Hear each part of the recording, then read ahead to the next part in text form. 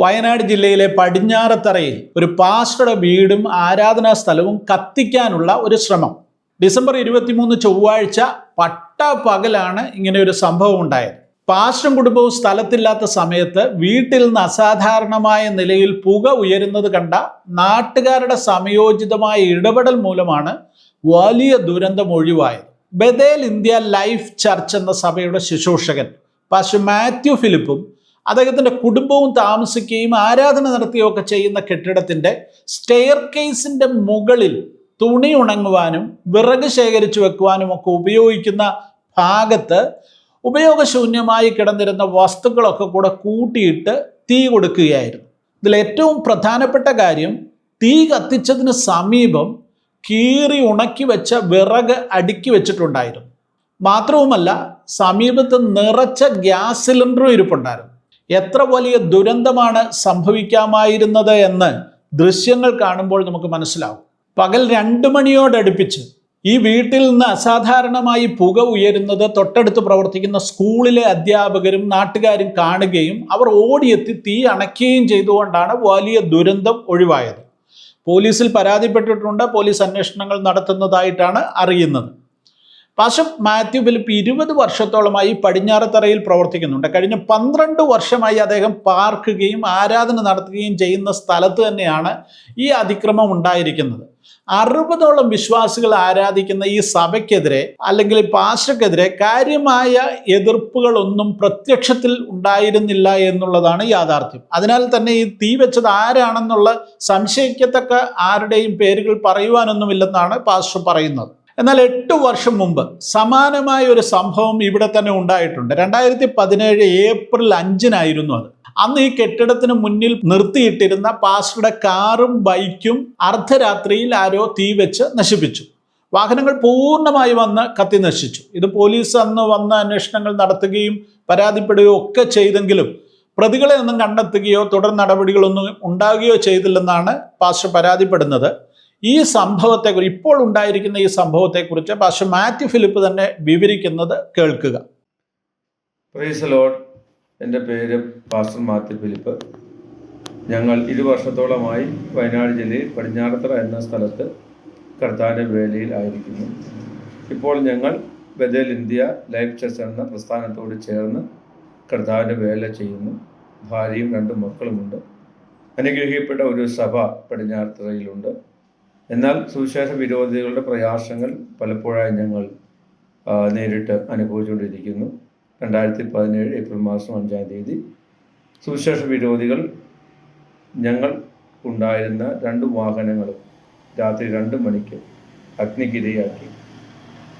Police അധികാരികളിൽ നിന്ന് വേണ്ടതുപോലൊരു തുടർ നടപടികൾ ഉണ്ടായിട്ടില്ല. എന്നാൽ കർത്താവ് വീണ്ടും ഞങ്ങൾക്ക് വാഹനങ്ങൾ തന്നു. പക്ഷേ ആ വാഹനങ്ങൾക്കെതിരെയും പ്രയാസങ്ങൾ ഉണ്ടായിക്കൊണ്ടിരിക്കുന്നു. ടയറിനടിയിൽ വലിയ ആണികൾ വയ്ക്കുക, വണ്ടിയുടെ ബോണറ്റിലും ഡോറിലൊക്കെ ആയിട്ട് അസഭ്യ വാക്കുകൾ ആണി കൊണ്ട് എഴുതി വയ്ക്കുക. പിന്നെ ഇവിടെ പ്രാർത്ഥനയ്ക്ക് വരുന്നതും അല്ലാതെ വരുന്നതുമായ ആൾക്കാരുടെ ഹെൽമെറ്റുകൾ വലിച്ച് മറ്റു സ്ഥലത്തേക്ക് കൊണ്ട് എറിയുക. എന്നിങ്ങനെ ഒത്തിരി പ്രയാസങ്ങൾ ഞങ്ങൾ നേരിട്ടുകൊണ്ടിരിക്കുന്നു. പ്രത്യക്ഷമായി ഞങ്ങളോട് വലിയ പ്രയാസങ്ങളൊന്നുമില്ല, എതിർപ്പുകളൊന്നുമില്ല. എന്നാൽ അത് പ്രകടിപ്പിക്കാറുമില്ല. ശേഷം ഇന്നലെ 23/12/2025 ഞങ്ങൾ പതിപോലെ ഭവന സന്ദർശനത്തിന് പോയി. പിള്ളേർ ഉച്ചയ്ക്ക് സ്കൂളിലൊക്കെ പോയി. ഞങ്ങളില്ലാത്ത സമയം ഉച്ചയ്ക്ക് 1:45 2 മണിക്കും ഇടയിൽ ഞങ്ങൾ താമസിക്കുകയും പ്രാർത്ഥന നടത്തുകയും ചെയ്യുന്ന ആ സ്ഥലത്ത് ഭവനത്തിൽ അപ്സ്റ്റെയറിൽ വെച്ചിരുന്ന സാധനങ്ങൾക്ക് മനഃപൂർവ്വമായി ആരോ വന്ന് തീയിടുകയും ചെയ്തു. അപ്പോൾ ഞങ്ങളില്ലാത്തതുകൊണ്ട് ഞങ്ങൾ അടുത്തുള്ളവർ വിളിച്ചു പറഞ്ഞു, പാസ്റ്റർ ഇങ്ങനെ വീട്ടിൽ നിന്ന് പുക വരുന്നുണ്ടല്ലോ, എന്താ പ്രയാസം ചോദിച്ചു. ഞങ്ങളുടെ ഇവിടെ ഇല്ല എന്ന് പറഞ്ഞു. എന്നാൽ തൊട്ടടുത്ത് കൂടി സ്കൂളുണ്ട്, LP സ്കൂള്. ആ സ്കൂളിൽ അധ്യാപകരുടെയും തൊട്ടടുത്ത് പാൽ സൊസൈറ്റി ഉണ്ട്, അവരുടെയും പിന്നെ ഈ റോഡ് സൈഡിൽ കൂടി പോയ ആളുകളുടെയും അയൽവാസികളുടെയും സംയോജിതമായ ഇടപെടൽ കൊണ്ട് ഒരു വലിയ ദുരന്തം ഒഴിവായി. കാരണം നമ്മുടെ ഡ്രസ്സുകൾ അവിടെയാണ് കഴുകിയിടുന്നത്. അതുപോലെ ഞങ്ങൾക്ക് ആവശ്യമായ വിറകുകളും ഗ്യാസ് കുറ്റിക്ക് അവിടെ ഇരിപ്പുണ്ടായിരുന്നു. അതിനൊന്നും തീ പടരാതെ വണ്ണം ഞാൻ നേരത്തെ ഓർപ്പിച്ച മറ്റുള്ളവർ സംയോജിതം ഇടപെട്ടത് കൊണ്ട് ആ വലിയ ദുരന്തം ഒഴിവായി. ദൈവമക്കൾ ഞങ്ങളെയും ഇവിടുത്തെ കർത്താവിൻ്റെ പേരിലെയും ഓർത്തുകൊണ്ട് പ്രത്യേകം പ്രാർത്ഥിക്കുക. ഇന്നലെ നടന്ന സംഭവം അവിടെ ഇതാണ് ഇന്നലെ നടന്ന സംഭവം. ഇവിടെ ഞങ്ങൾ കുറച്ച് സാധനങ്ങൾ കൂട്ടിയിട്ടുണ്ടായിരുന്നു.